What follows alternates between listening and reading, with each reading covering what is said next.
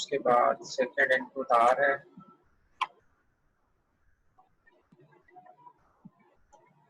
और आउटपुट जो थी वो क्यू था और क्यू कॉम्प्लीमेंट था।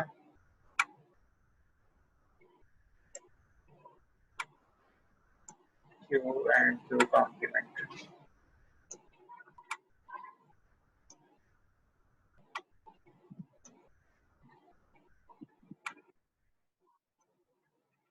जो टू इनपुट वेरिएबल्स हैं 4 पॉसिबल कॉम्बिनेशंस होंगे 0 0 1 1।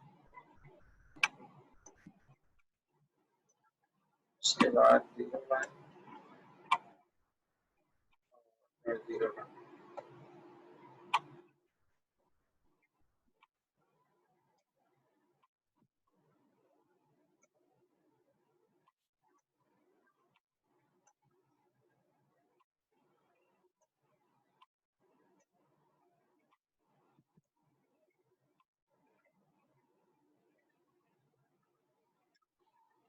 नेक्स्ट आउटपुट में इसमें हमें क्या मिला था 0 0 पे नॉट वैलिड,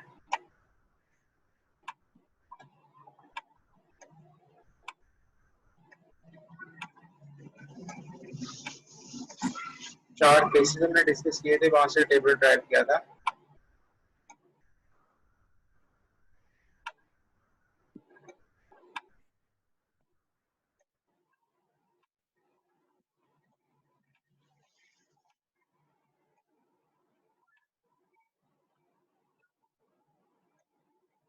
और 0 1 पे अपोजिट मिला था, आपको मैंने बताया था इसको याद रखने का तरीका ये कि इसकी रिवर्स वैल्यूज मिलेंगे हमें, दैट इज 1 0। और उसके बाद भी यहाँ पे भी 1 0 के अगेंस्ट 0 1 मिला था। इस तरह से आपने इस टेबल को याद रख लेना है ऐसा लैच की वैल्यूज, ठीक है। फिर फर्दर हमने इस्तेमाल करनी है फ्लिप फ्लॉप्स की डिजाइनिंग।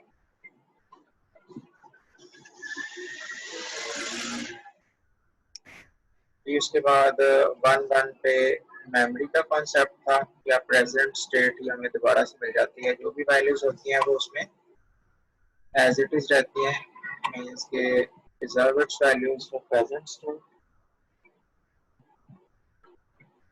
या प्रीवियस स्टेट। और इसको मेमोरी भी कहते हैं।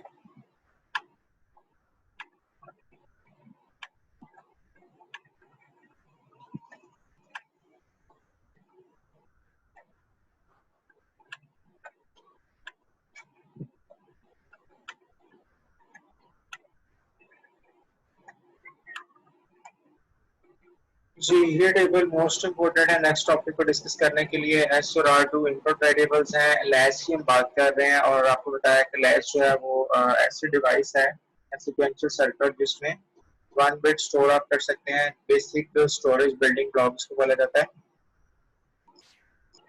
जी 8 स्टूडेंट्स के नंबर आ गए हैं, 10 लोग हो गए, ठीक 11 हो गए। जी एस डबल एस जब एस और आर दोनों की वैल्यू 0 0 थी तो नॉट वैलिड स्टेट मिली थी, प्रोहिबिटेड स्टेट भी कहते हैं इसको, प्रोहिबिटेड स्टेट, और that is not used in the lecture. उसके बाद 0 1 के अगेंस्ट 1 0 मिला था आउटपुट में हमें, और नंबर नेक्स्ट पे 1 0 के अगेंस्ट 0 1 मिला था, और नेक्स्ट 1 1 के अगेंस्ट प्रीवियस स्टेट कह लें या फिर उसको प्रेजेंट स्टेट कह लें, और मेमोरी भी इसको बोला जाएगा, ठीक है। ये 2 3 टर्म सवाल की जाती है। और एक एमसीक्यू पॉइंट, जब हम एसआर लैच की बात करते हैं नैंड गेट के थ्रू, तो Q एंड Q कॉम्प्लीमेंट दोनों की value must be complimented with each other. मतलब अगर इधर 0 है 1 है तो इधर 0 मिलेगा, अगर इधर 0 है तो इधर 1 मिलेगा। और नंबर नेक्स्ट पे नेक्स्ट हम जा रहे हैं एसआर फ्लिप फ्लॉप की तरफ। फ्लिप फ्लॉप कैसे डिजाइन होगा, उसमें हम दोनों का डिफरेंस क्या है फ्लिप फ्लॉप और लैच का। लैच जो है वो वैल्यू को स्टोर कर सकता है, फ्लिप फ्लॉप भी 1 बिट को स्टोर कर सकता है एट ए टाइम। और डिफरेंस सिर्फ इतना है कि जो फ्लिप फ्लॉप है वो सिंक्रोनस डिवाइस है, उसमें क्लॉक काम करेगा, और जो लैचेस है वो ए सिंक्रोनस डिवाइस है, उसमें क्लॉक इस्तेमाल नहीं होता। जी 12 स्टूडेंट्स हो गए हैं। मैथ की क्लास में कितने स्टूडेंट्स थे? 19-20 थे कि नहीं? 714 सेक्शन ए में से भी आ गए कुछ लोग। चलिए स्टार्ट करते हैं। सबसे पहले तो सर्किट डिजाइन में करने जा रहा हूँ उसका block diagram SR flip flop की।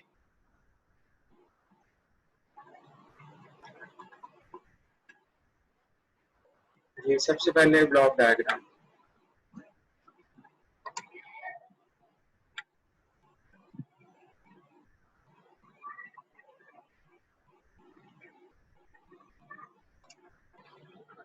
फर्स्ट इनपुट एस,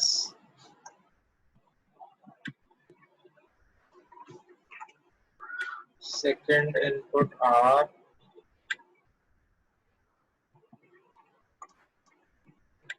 और ये सेम वही चीज है जो हम पढ़ चुके हैं ऑलरेडी।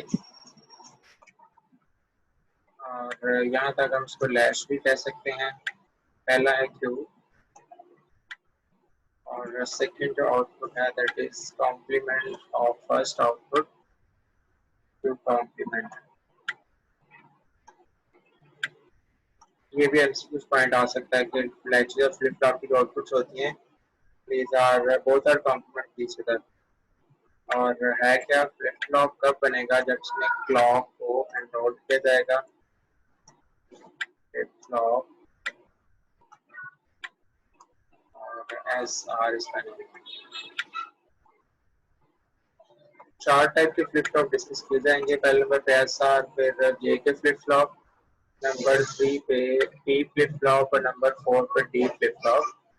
और ये है जी हमारा क्लॉक, इसके साथ कनेक्ट हो गए सी एल के इसका नाम यूज कर। तो 3 इनपुट्स होगी फ्लिप फ्लॉप के अंदर, एक एस है, दूसरा आर है और दूसरा तीसरा जो है वो ब्लॉक है।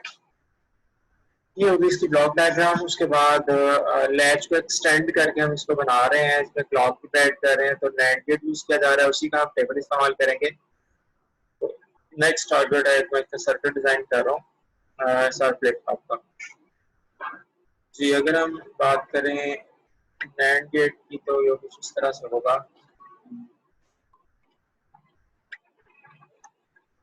यहाँ पे बबल होगा इसका और 2 नैंड गेट इस्तेमाल किए जाते हैं इसके अंदर।